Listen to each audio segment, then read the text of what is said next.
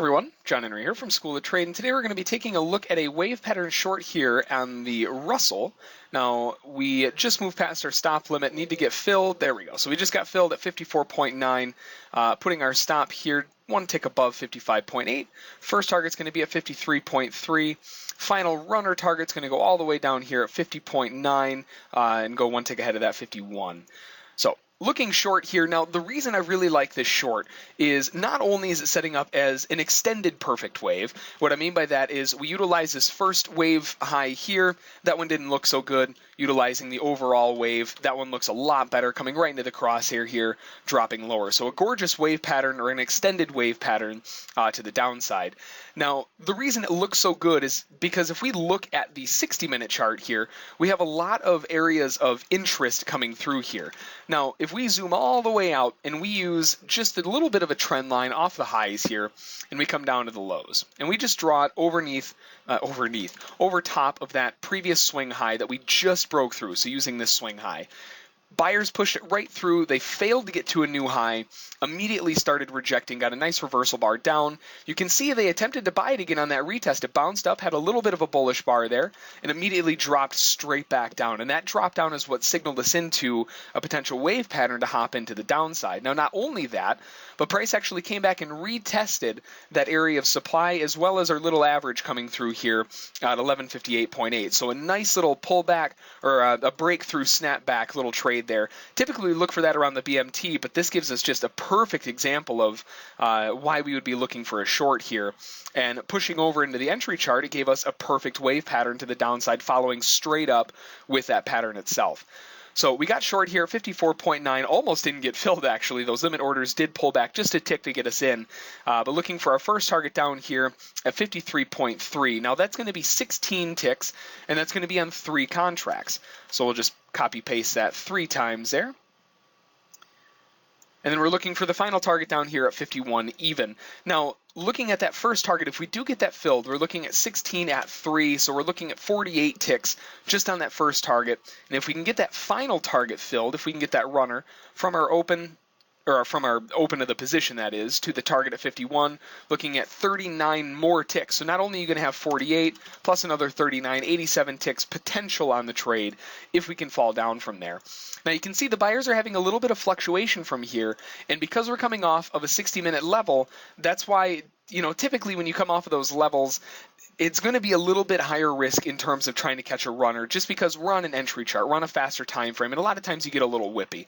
So we'll be trailing our stop down along with it to see if we can get that final push through and see if we can get that 50.9. If you've got more bullets in the gun, you definitely can look to trail for a bigger time frame, drop lower. Maybe you can hold it for the rest of the day. In this case, we're just dropping in here on 4 contracts and looking at our overall risk, 54.9. Up to our stop at 55.8 of 9 ticks. So we're actually only risking 9 at 4 is 36. So we're only risking 36 ticks on the trade to make just 48 right at the first target. So we're already, you know, over 1-to-1 without even taking all the contracts off. So a gorgeous little wave pattern here.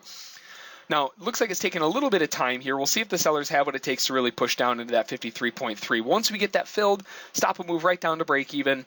We'll trail our stop down along with it just to see if we can get that final target down here at 51 filled. And yeah, it looks like it's taking a little bit of time. So we'll be back in a little bit, see if we can get that filled down here at 53.3. All right, now we're coming into our target here. They are catching a little bit of support here at 53.5, catching a little bit of a bounce there.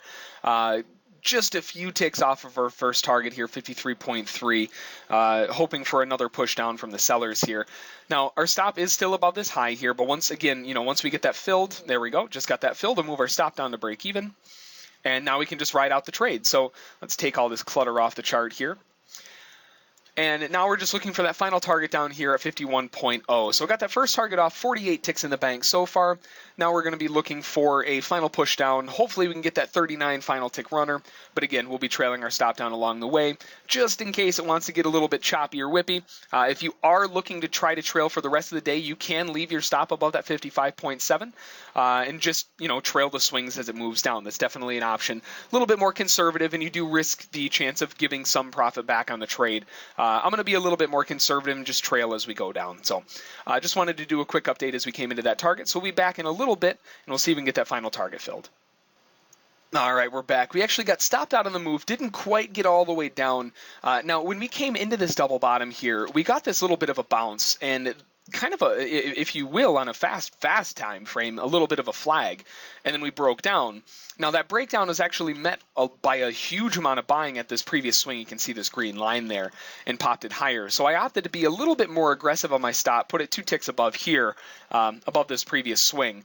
And then we actually came up and came 1 tick away. This red candle came 1 tick away and bounced lower. It looked like it was looking a little bit better to the downside, and immediately shot straight back up again into our stop. So got stopped out on the trade. Again, if you're being a little bit more long term, your stop is still above that 55.7, around 55.8 or so. Kind of hanging onto the trade and see if it'll get a bigger move down. Does potentially look like we may be setting up another wave pattern to the downside, but it's not looking perfect here. Maybe on a different time frame it looks a little bit better, but overall though, really good trade. Got stopped out on that final runner. Instead of 39 ticks, we only actually got 10 out of that one. I'm sorry, 9 on that one. So not the best. I mean, it's not that 39 tick runner that we were looking for, but still pushes us over that our overall profit goal on this trade. So we took 16 off at 3 plus another 9 on that trade, 57 ticks on the trade.